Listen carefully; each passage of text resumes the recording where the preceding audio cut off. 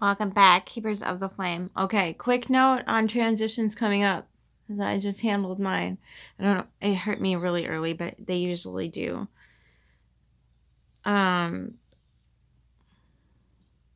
So when we're talking about speaking our piece and understanding that we need to be careful with our words, but we also don't want to be trampled all over. We need to advocate, but we don't need to over bombard. You stick to the facts, you always state the facts, and then you explain what the facts mean. So by doing this, this is going to happen. Is that what your desired outcome was? No? Then we should probably change what we're doing. Okay. So when we get frustrated, upset, irritated, agitated, and whatnot, there's a reason why, and it's because either something's being done that's violating our person, or something is being done in a particular way that is not going to benefit in the long run. So we need to start paying attention to that stuff. Your burning butthole isn't going to stay in the world, but if you sit with it long enough, you can rectify it and understand what it is that's really making your butthole burn, rather than I just want to spew some shit right now. Getting with that notion of continuing that goal towards alchemization for your internal world, then bringing it to the external world, the outer world. Do you want to come up? Who's this? Don't piss off the cat. Be scared. Hi, love. So, being mindful of the words that you're using, being logically inclined, while being motivated to be that force to be reckoned with, rather than succumbing to it. Having that mindset of, I'm not stuck. Sorry, my dog. I'm not stuck in the world with you. You are stuck in the world with me. Okay, so this is a process. It's a progress that needs to take place on the end. But if you set your mind to that and you get right with integrity, you become a force, and it's something that cannot be touched after a certain point of solidification. And you will still have your doubt moments, and you will still question things, but that's healthy. You need to constantly question, am I doing the right thing here? Is this going to work out for everybody involved? Is this for the highest good of all? Or am I just seeking to cause harm? And those sometimes are things that you need to sit with. For me, a fixed sign, I need to sit with it for a long time and really meditate with it several different times for a long extended period. I can't just be like, yep. I need to think about all the different avenues with my Gemini moon. I need to think about every different aspect and perspective of the situation before I'm like, yep, this is definitely how we need to move forward, because that's the highest good of all. Because if it's not serving everybody involved, you're going to hear about it later in more ways than one, in ways you possibly can't even imagine. So until you can get down that little, I don't know, like there's like a committee. Think of your body like organs. Everything needs to come together for homeostasis, which nobody reaches nowadays anyway. But anyway, so when you can remember that all these different little parts and pieces are a giant web, and you are also in that web, you can navigate life so much more easy. It might take you a while. It might take you some time to come to a conclusion, but that might be for a reason. Allowing and trusting that force to flow through you, and allowing yourself to stay calm when you're like, what are you doing right now? Do you see do you understand the consequences of you making that choice versus that choice? Do you think about the things that you're saying and doing? Do you understand the comprehension and the mechanics behind the situation where you're coming to this conclusion and it's going to have a very specific outcome that's not good for anybody? So you're having these thoughts while you're having to listen to all these people talk and whatnot, and you're like, oh, this is gonna end badly. This is gonna end horribly, horribly, horribly. This is gonna end so bad. And you're like, did we maybe want to stop that train? Did we maybe want to slow it down a little bit, redirect our pathway, maybe lay down some different tracks to kind of veer it away from that detrimental end? No, okay. So then you got to get to the point where you're like, okay, can we fire the conductor yet? Because we got to build a whole nother train now. Okay, so these steps and patterns that you go through, make sure you're thorough with it. Make sure you know exactly what the facts are, exactly what you're going to state, and exactly how it needs to be stated. So it doesn't need to backfire. If it's in the highest good of all, even if somebody is going to be butthurt about it. Okay. Tell me the last time anybody here in my community didn't get a burning butthole and be like, yeah, okay, I get the lesson there. That's Scorpio's telling him. You get to go cry to another channel now, because I'm not. No, burning buttholes, I just deliver them. It's a gift. It really is. It is. And people don't like to see it that way, but that's not my problem. So, hi, Scorpio telling, remember? So coming to a place of like understanding that burning buttholes are not going to get you anywhere. Neither are bleeding hearts, by the way. So if you're busy seeping out the vital life force energy that's pumping you, how is that serving anybody? If you're busy like lighting your butthole on fire and screaming blah, blah, blah, blah, blah, everybody else, how is that serving anything?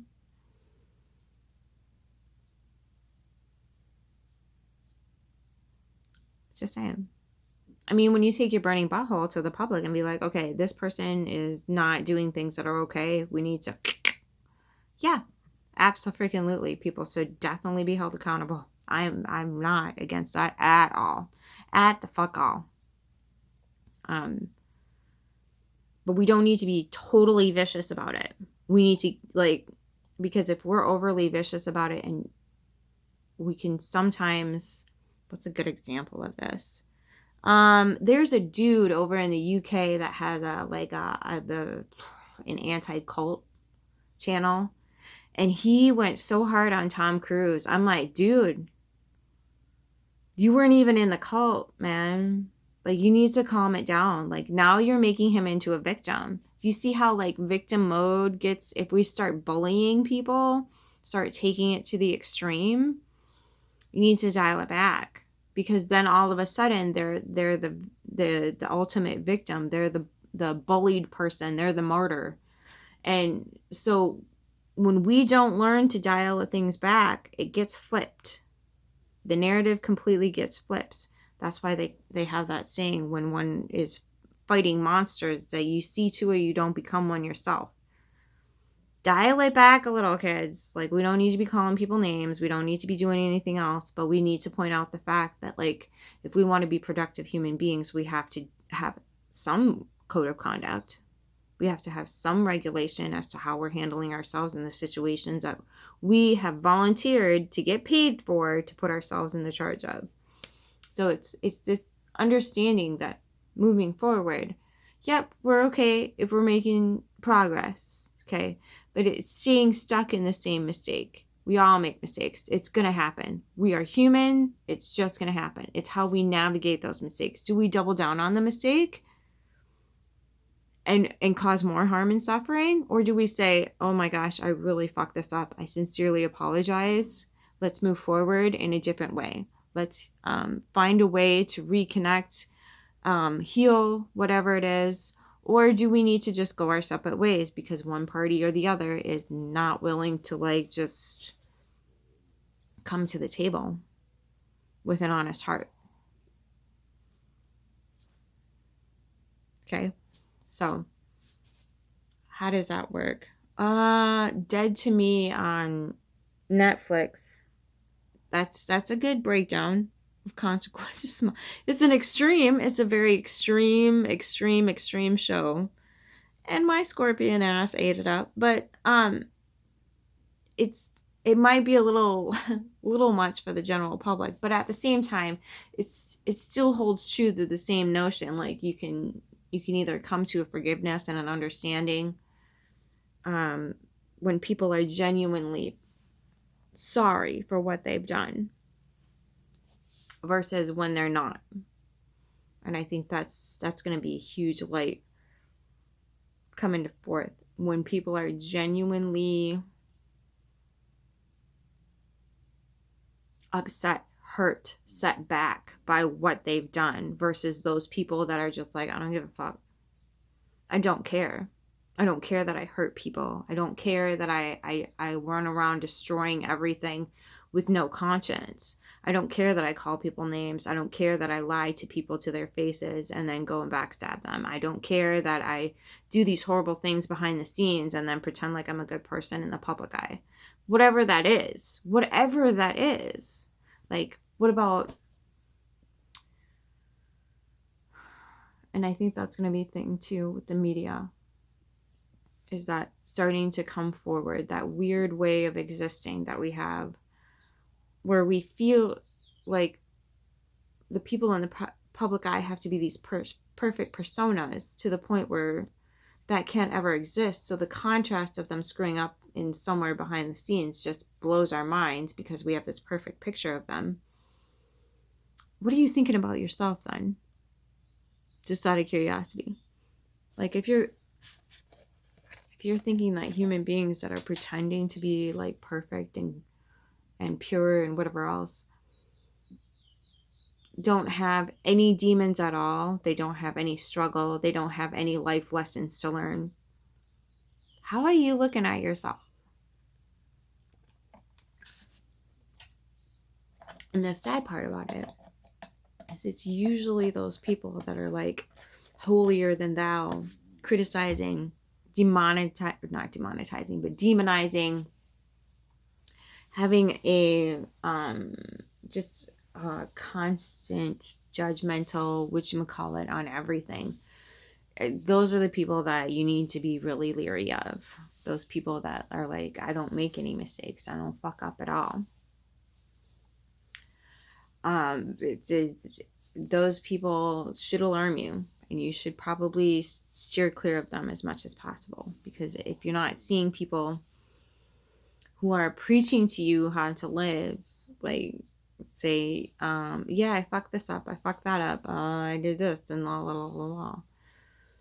Yes, people are allowed their private lives, and that's the thing, is like we're not so much in alignment with understanding that people have private lives where they fuck up. Everybody fucks up. But at the same time, are they apologetic? Are they genuinely remorseful? Are they going to seek atonement? Is that it? Atonement? Retribution? No. Reckoning? What do they call that? I just call it making up.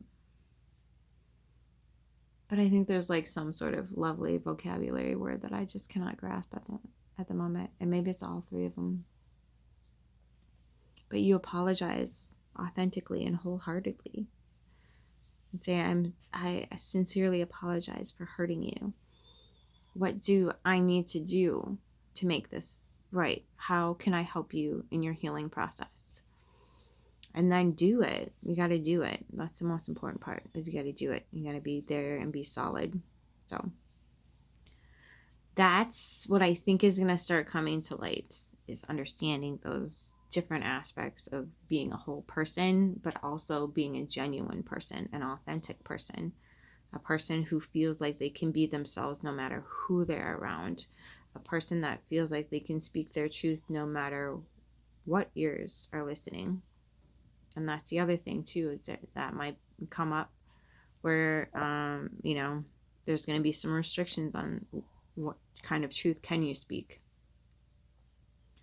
And that, we might have to gear up for battle for free speech on that. I don't know.